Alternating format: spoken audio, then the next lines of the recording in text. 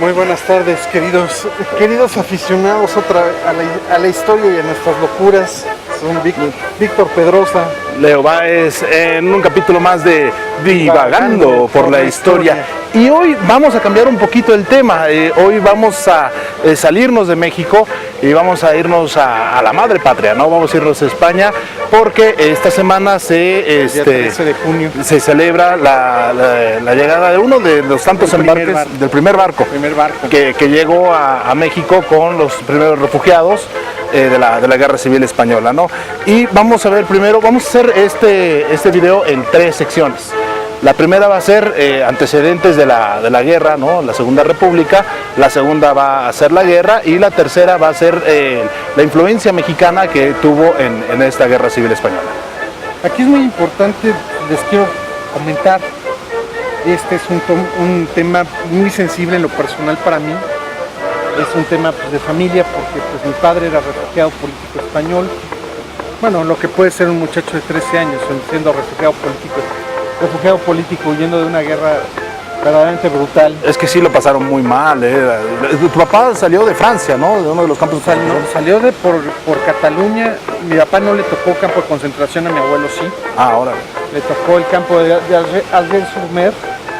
Esperemos nunca más vuelva a pasar otra cosa como ese, porque de menos los nazis tenían la idea de exterminar. Los franceses, haciéndose los buenos, causaron más muertes de las que se imaginan. Bueno, en las guerras siempre las muertes por cuestiones secundarias a las batallas siempre ocurre, ¿no? Sí, pero se supone que era una potencia amiga recibiéndolos y los trató como basura. Los trataron muy mal. Entonces, bueno, y aún así los franceses, hubo un número importante de franceses que lucharon por la República. No tantos, pero hubo más españoles que lucharon por la resistencia. Por la resistencia francesa, ¿no? De hecho, la famosa unidad del general Leclerc, que la mayoría eran españoles.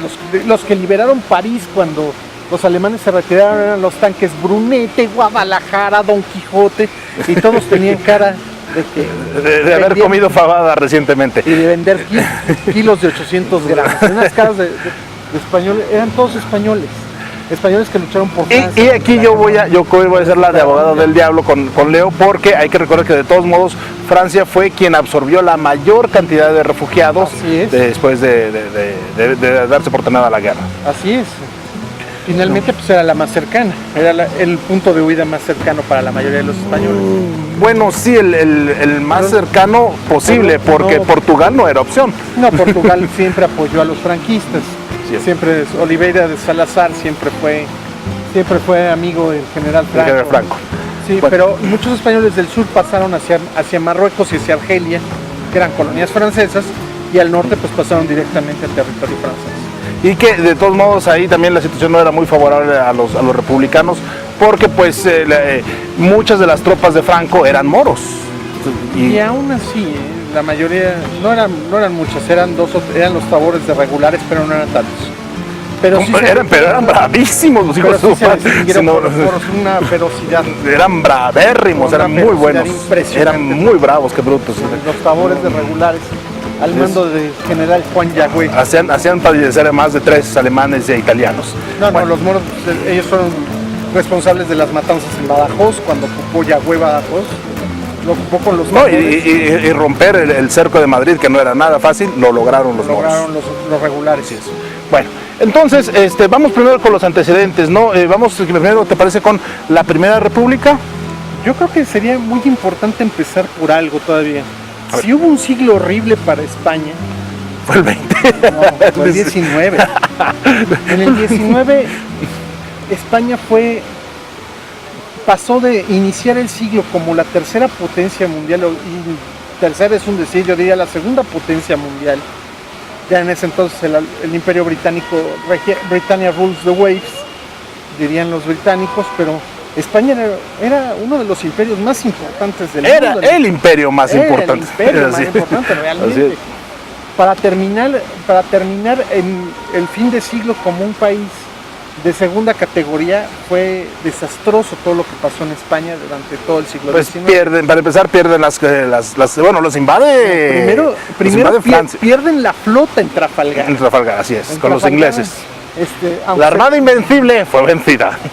No, y lo peor del asunto es que la vencieron por la absoluta incapacidad del almirante francés de Villeneuve, que era un verdadero imbécil. Bueno, también hay que reconocer que Está dando Horacio Nelson, ¿verdad? Y Nelson no es por nada, era un magnífico marinero. Sí, pero a Nelson todos los órganos que perdió Nelson, porque Nelson era un hombre que el hombre que quedaba de Nelson, porque aparte medía unos 50 y tantos, era chaparrito, pero todos los balazos que pegaban. Ya Nelson, cuando se enfrentó a Trafalgar, y ahí murió afortunadamente, porque si no ya no le podían arrancar más pedazos. Y cuando trató de tomar Santa Cruz de Tenerife, lo hicieron pomada los españoles. Mira, no es por nada, pero la Armada Española se había distinguido desde hace mucho tiempo, y aún en la Guerra Civil Española siguió dando muestras de que era una muy buena flota. Era una flota interesante.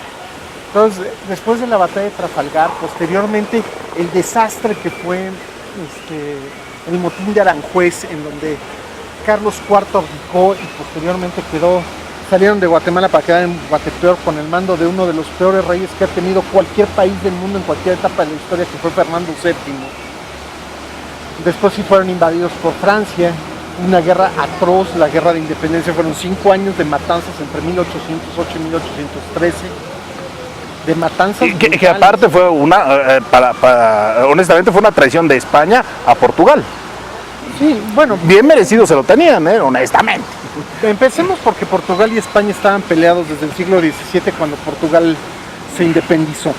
Sí, pero sí te das cuenta que Portugal tenía todos los motivos para no querer estar con España. Sí, España había cometido muchos errores respecto del gobierno portugués. Lo habían ninguneado desde que Felipe II había ascendido como rey en 1580. Entonces, la independencia portuguesa, el permiso que le concede España a Francia para atravesar su territorio e invadir Portugal, y encima Francia se queda en España para invadir también España. Exacto, y después pues, obviamente el gobierno de José Bonaparte, el pobre Pepe Botella, que era abstemio. Era abstemio, sí, esa era muy mala fama que le hicieron, La fama de Pepe Botella salió porque llegó y traía toneles de vino, por eso todo el mundo le puso Pepe Botella. Así es, pero no, él realmente no tomaba. Era una gente era uno de los Bonaparte, creo que era el más decente de todos. El más moderado, fíjate, inclusive. Más decente, sí. Porque los Bonaparte eran una verdad. Después del rey de Roma, eso porque se murió chavito. Pero pues dicen por ahí que cuenta la mega leyenda. La negra leyenda que creció lo suficiente para ser el padre del segundo hijo de la archiduquesa Sofía. Así es, que respondía el nombre de Maximiliano. Así es, entonces Max no sería Habsburgo. Sería Bonaparte. Sería Bonaparte. Bueno, sí sería Habsburgo porque era hijo de María Luisa de Habsburgo, era nieto de María Luisa de Habsburgo. Bueno, sí, tenía razón, sería Bonaparte y Habsburgo. ¿Okay? O sea, sí era. Bueno, trágicos chismes de la historia. Así es, bueno. Posteriormente España regresa a Fernando VII, tratan de tener un bienio constitucional que es desastroso, el bienio liberal, con el pronunciamiento de Rafael del Riego, que es cuando pierden todas las colonias. Bueno, no todas. Se les quedan Cuba y Puerto Rico. Pues, oye, qué más, pura vida. Exacto. Sabor. Entonces, después de que pierdan Cuba y Puerto Rico, de que pierden la mayor parte del Imperio Español, pagan con la invasión a Cuba y Puerto Rico. Y se lo quedaron. Pero ¿no? También hay que considerar que después viene el problema de la sucesión de Fernando VII.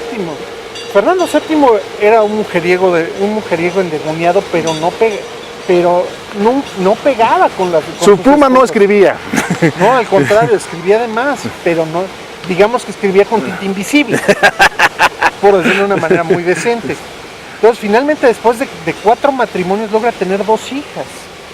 ¿Sí? La reina Isabel II, que asciende al trono a los 4 años de edad. Es una reina niña. y queda a manos en un principio de la regencia de doña María Cristina, que era la de la reina Cristina, la regente, que en cuanto pudo se casó con alguien menos afio que Fernando VII, con uno de sus guardaespaldas, que estaba mejor que el rey, imagínense.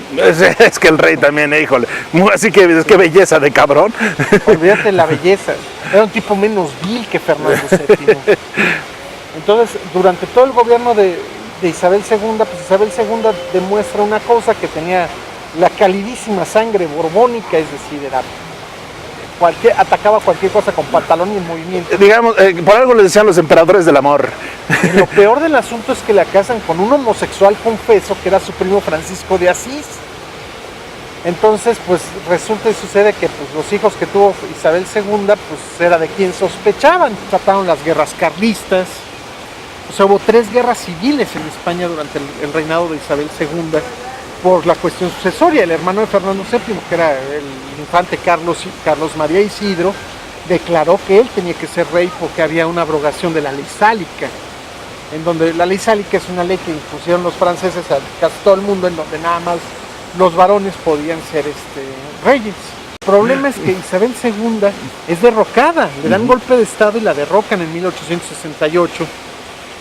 El general Juan Prim, el de la calle.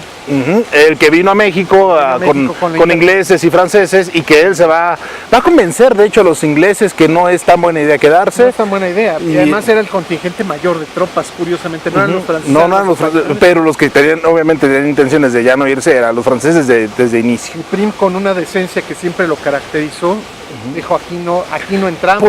Porque el gobierno republicano les había dado permiso de irse a Orizaba, para evitar el clima de Veracruz, que era terrible. Bueno, sigue siendo, nada más que ahora es de aire acondicionado. De aire acondicionado y vacunación, ¿no? Entonces ya no te agarra la malaria y todo ese tipo de bonitas cuestiones tropicales. De tropical.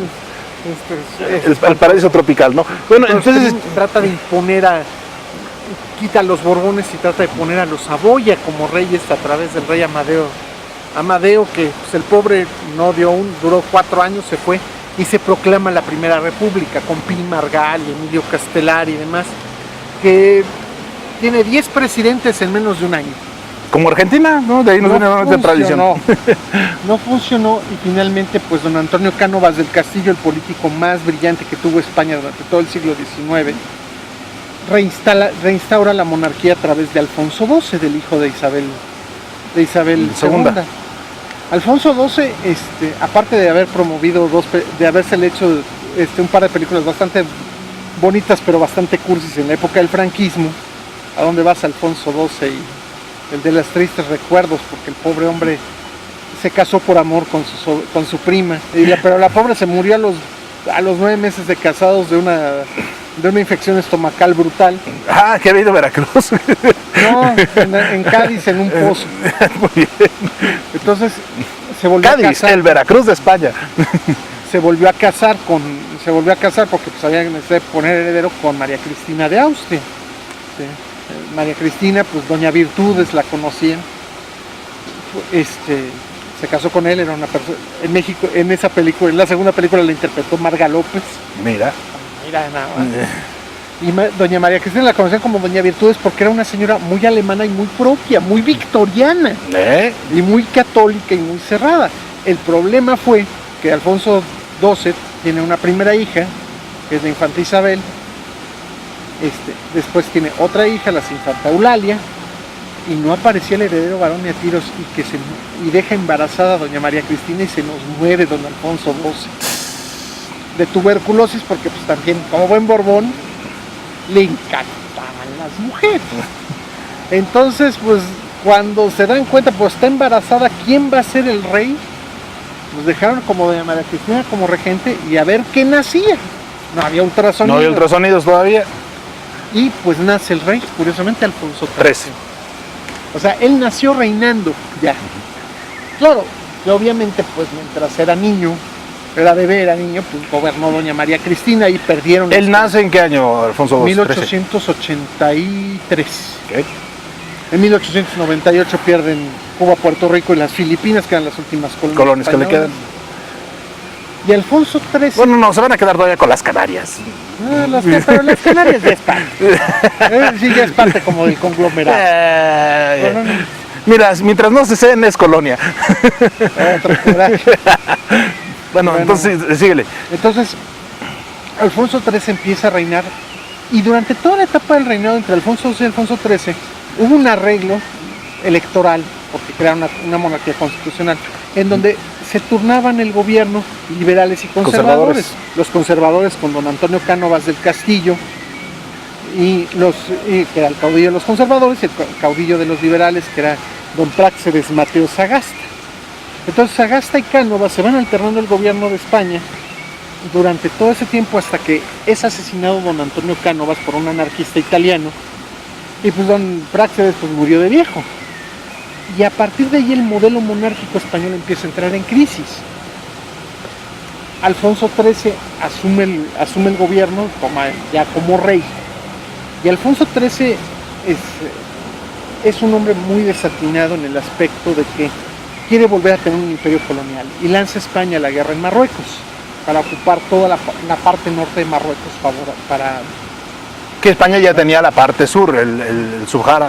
El Sahara español. El Sahara español ese lo ocuparon posteriormente, pero no había nadie, más que unos con saharauis, y España fue más nominal que real la ocupación en el Sahara, pero Marruecos sí les interesaba porque era el otro lado del estrecho de Gibraltar, y ahí se enfrentan en una guerra atroz contra los marroquíes, ¿sí? Dirigidos por Abd el-Krim y el Raizún y todos los caudillos moros de esa época. Fue una guerra terrible. Mi abuelo materno se enroló como legionario en esa guerra y ascendió hasta ser el edecán de Millán Astray y de Franco. Pero ahí los militares españoles empiezan a hacer méritos en campaña. Y son militares muy aguerridos y muy preparados. Yagüe, Quindelán, Sanjurjo, Mola, Franco mismo, Millán Astray, todos ellos se vuelven militares muy logrados. Franco en ese momento se vuelve el general más joven de Europa a los 38 años, por méritos en campaña. Y aparte del güey también era un pinche taponcito insignificante y con voz de pito, Sí, pero el señor... Era muy acertado el momento de hacer estrategias, la verdad. Era un buen estratega, era un hombre con mucha sensatez en ese aspecto. Era un hombre consecuente, no sé si valiente, yo haya sabido que haya estado así como al frente de sus hombres para partirse la madre. 4 heridas en campaña. ¿Ya siendo general? Ya siendo general y coronel y oficial, todo. El hombre estaba al frente, aunque era un taponcito con voz de pito y todo, era un hombre valiente. Es que era gallego, güey. Era gallego, pues sí, Millán Astray también, y la mayoría.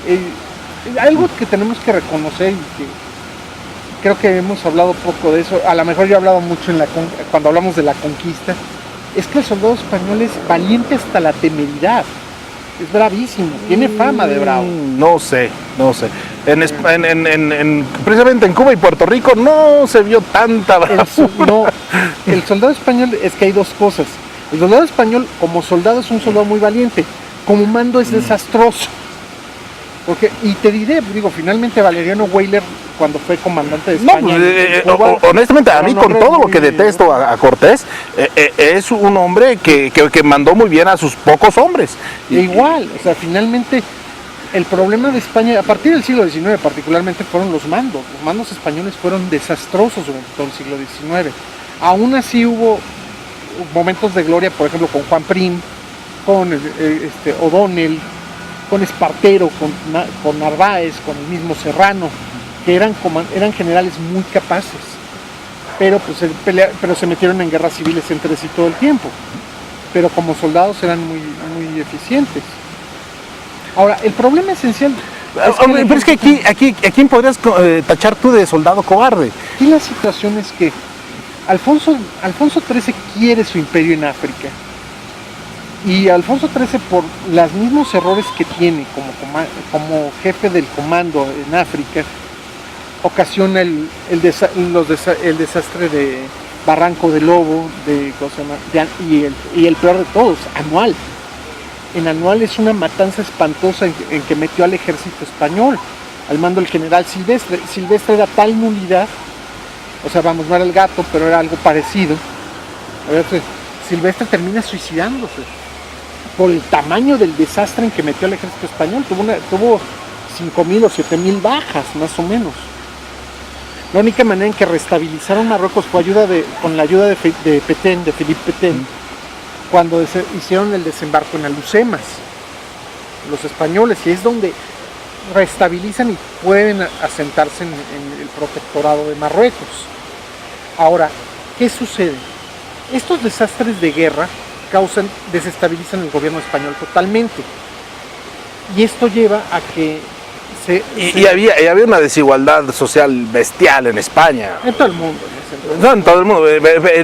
Honestamente, en España, la mayoría del siglo XX, hasta antes de la muerte de Franco, España era el tercer mundo europeo. Sí, y todavía en muchas cosas lo sigue siendo. Pero bueno, la cosa es que cuando ocurren estos desastres, Alfonso XIII viola la estabilidad colonial, la estabilidad constitucional, y apoya el golpe de estado que da el general Miguel Primo de Rivera, padre de José Antonio, del inventor de la falange, y instaura una dictadura de 8 o 10 años, desde 1920 a 1928. Estuvo Primo de Rivera como dictador en España. En general, bien intencionado, no hubo las represiones que se manejaron con posterioridad. La verdad, fue una dictadura... Pues, una dicta blanda. Diríamos dicta blanda, porque no fue una dictadura altamente represiva. Pero Primo de Rivera pierde... El problema de Alfonso XIII era que era la veleidad. Y cuando de repente vio que ya Primo de Rivera no le servía, le dio la espalda. Primo de Rivera renuncia y va a morirse un par de años después en el exilio. Se instaura la dictadura del general Dámaso Berenguer. Berenguer trata de restablecer la normalidad constitucional, no lo logra, entra el conde de Romanones, uno de los grandes caciques de España, como jefe de gobierno, un hombre con bastante talento, y él es el que convoca elecciones. Pero ya Alfonso XIII era totalmente impopular en las zonas urbanas. Ojo, esto es muy importante. La fortaleza, ahí es donde se va gestando un movimiento republicano, y es cuando cuando Alfonso XIII convoca a elecciones en 1931, en 1930 convoca elecciones municipales para elección de síndicos y alcaldes. Lo curioso del asunto es que los primeros resultados de las elecciones ganan los republicanos en las ciudades. En el campo nunca llegó la información, porque los republicanos salieron a la calle a manifestar las ganas de tirar a la monarquía en las ciudades. En las ciudades. Alfonso XIII, en un arranque de responsabilidad, porque eso hay que reconocérselo, abdica y se va de España y se va a morir a Roma, 10 años después. En su abdicación también abdican conjuntamente el infante Alfonso y el infante Gonzalo, que tenían hemofilia, cortesía de la reina Victoria Eugenia, nieta de la reina Victoria, con todas lo que la reina Victoria hizo más por las repúblicas en Europa que nadie en el mundo, porque repartió hemofilia en todas las familias reales y se las llevó la tristeza, ¿no? Pues las familias reales en sí, todas están emparentadas, y la hemofilia sigue galopante en más de una familia real. No lo dudo, pero finalmente ya la traen controladita, pero a principios del siglo XX, híjole. Con que lo vieras feo se morían. Con que le hirieras sus sentimientos se morían. Le rompías el corazón literalmente, güey. Entonces, el problema básico que tiene la Segunda República es que se proclama la Segunda República. Alfonso XIII se va a morir a Roma, y sus 3 hijos mayores, que son don Alfonso, don Jaime y don Gonzalo, no lo pueden suceder, y su cuarto hijo queda como príncipe heredero, Don Juan de Borbón. Pero la República se proclama en 1930 y va a durar 9 años, incluida la guerra. El gran problema que tiene la República es la ingobernabilidad. Y la República es una república buscada por intelectuales urbanos. Okay. Realmente en el campo la gente seguía siendo monárquica. Ok, bueno, vamos a dejar desde aquí esta primera sección y vamos a regresar en un segundo programa con la Segunda República, ¿no? Y el estallamiento de la guerra. Gracias. Buenas tardes, muchachos. Okay. Media hora. Perfecto. Media hora, perfecto. Vamos para acá, te lo voy a mandar.